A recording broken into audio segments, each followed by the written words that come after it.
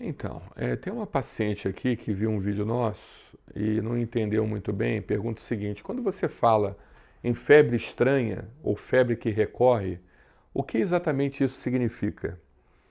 Então, a febre recorrente, né, é uma febre justamente que não tem um motivo aparente e que ela tem uma sincronicidade, ela sempre está se manifestando e é confundida com viroses e outros tipos de doenças, tá? Então, quando o paciente tem uma febre recorrente, que não melhora e que tem aquela sincronicidade,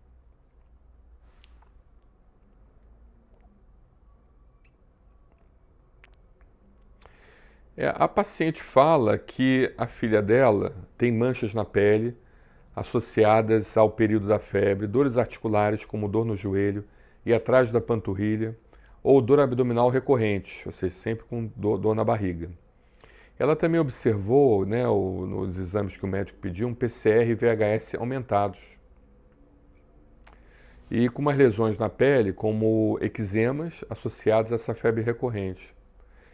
Então ela queria saber se isso é só uma alergia ou uma coisa mais grave, que o alergista que está vendo ela está suspeitando de autoinflamação. Eu acho que está bem orientado, está bem conduzido, que é uma boa suspeita mesmo, a doença de autoinflamação. Mas como eu havia falado, às vezes as doenças autoinflamatórias, você só conseguiria, por assim dizer, um diagnóstico através do sequenciamento genético e ainda não deu tempo de você encontrar a variante específica sua que esteja relacionada a essa doença autoinflamatória. Por isso que mesmo fazendo sequenciamento genético é bom fazer a revisão desse sequenciamento pelo menos a cada 5 anos, tá bom?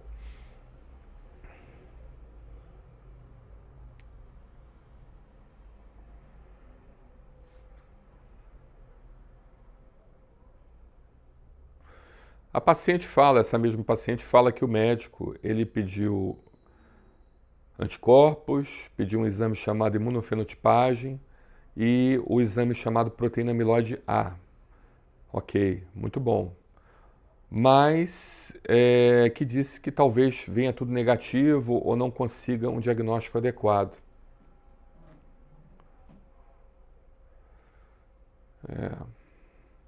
O que eu acho? Eu acho realmente que ele está conduzindo bem.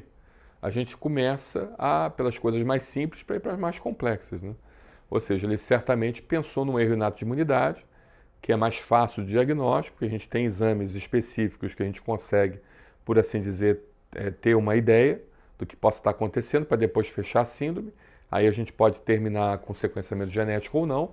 Pode ser que o quadro se enquadre bem em determinadas síndromes, sem precisar do sequenciamento genético, para depois pensar na doença autoinflamatória.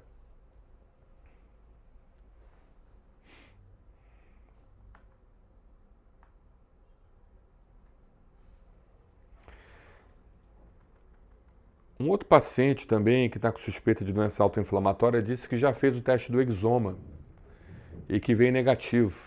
Ele deve desistir da investigação? Não. Preste atenção, o teste do exoma ele é um teste que vê os exons. Né? No material genético, né, no gene, você tem a parte de leitura e a parte de interrupção na leitura, mas pode ser que você tenha uma alteração nessa parte de interrupção da leitura chamado intron. E o intron, por sua vez, ele também pode estar relacionado com doenças genéticas. Então, o que eu oriento? Eu oriento que você, na dúvida, né, termine o sequenciamento genético completo para saber se existe alguma doença genética relacionada ao seu problema de inflamação crônica. Tá? E como eu havia falado anteriormente, pode ser que, mesmo com o sequenciamento genético, não ainda haja identificação da variante genética relacionada ao seu problema. Então, por isso que a avaliação a cada 5 anos daquele material genético acaba sendo importante.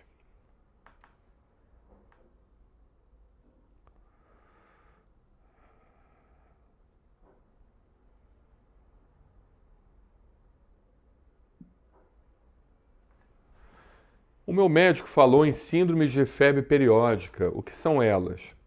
Então, as síndromes de febre periódicas, né?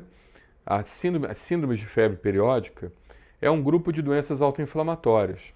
Então, a gente tem alguns exemplos, como a febre familiar do Mediterrâneo, que é uma doença onde a febre está associada a dores abdominais e também no tórax. Outro exemplo é o CAPS, isso é importante, que causa uma urticária, ou seja, causa uma lesão avermelhada pelo corpo que coça muito. E a síndrome TRAPS também, por sua vez, pode causar edema na face, febres prolongadas, assim como a síndrome PGD, que pode apresentar febre com gânglios, aumento dos gânglios inchados e manchas na pele que lembram virose. Então, essas são as síndromes de febres periódicas, né, que são doenças autoinflamatórias que mexem com os inflamossomas. Então é importante a gente ficar atento a isso. Tem muita pergunta específica aqui. Eu não sei se vai contribuir. Deixa eu ver se tem uma pergunta mais popular. Porque a gente já falou sobre tudo isso, está tudo no nosso site. É só vocês verem e colocarem febres recorrentes e tudo mais, vocês vão encontrar muita informação boa. Essa aqui eu acho que vale a pena a gente responder, porque ele pergunta se existe um tratamento para essas doenças. O que o futuro reserva para o tratamento das doenças autoinflamatórias, né? Então, ela justamente tem levado a uma compreensão do desenvolvimento de novos medicamentos. Então, como exemplo, os inibidores da JAK-STAT. A JAK-STAT ela é justamente um componente que ela está no núcleo da célula, ela faz então com que haja produção de substâncias pró-inflamatórias, né? E os bloqueadores de interleucina 1, que são citocinas importantes na inflamação, eles podem ajudar tanto os inibidores da JAK-STAT, que é muito utilizado em quadros graves de dermatite atópica, assim como os bloqueadores de interleucina 1. E essa terapia, ela busca corrigir o efeito genético diretamente na célula do paciente de forma segura e eficaz, para que a pessoa não tenha mais que conviver com essa doença, né? Ela modula um pouco essa situação, né? Então a terapia genética também é uma possibilidade futura.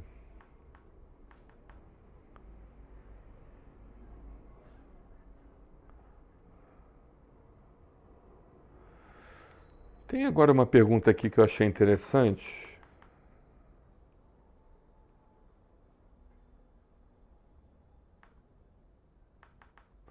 Se a inteligência artificial vai substituir os médicos. Olha, não acredito que a curto prazo venha substituir, mas o problema é toda a cultura, né, que as pessoas elas vão adquirindo com o passar do tempo.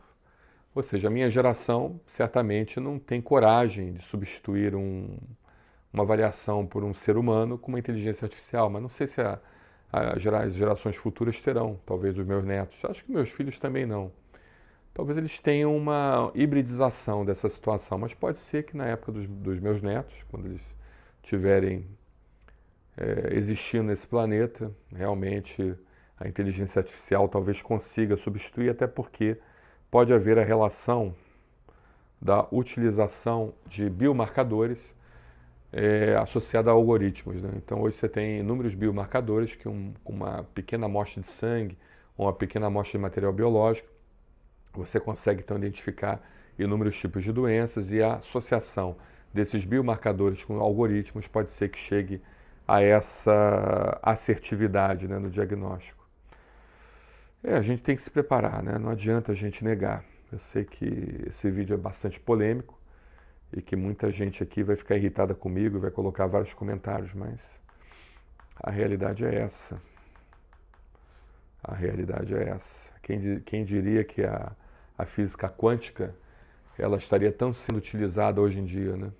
Ou seja, hoje eu estou sendo transmitido para inúmeras pessoas em várias partes do mundo, né? Principalmente no Brasil. Isso é um preceito da física quântica. Né? O que significa a física quântica? Que uma matéria ela pode estar em vários lugares, essa mesma matéria pode estar presente em vários lugares. Eles viram que determinados elétrons eles tinham um comportamento onde o mesmo elétron ele poderia estar presente em vários lugares. E uma forma de você tentar mimetizar a física quântica é através da tecnologia. A gente conversa hoje uns com os outros e conseguimos estar presencialmente, ao vivo praticamente, conversando com você que está a milhares de quilômetros de distância.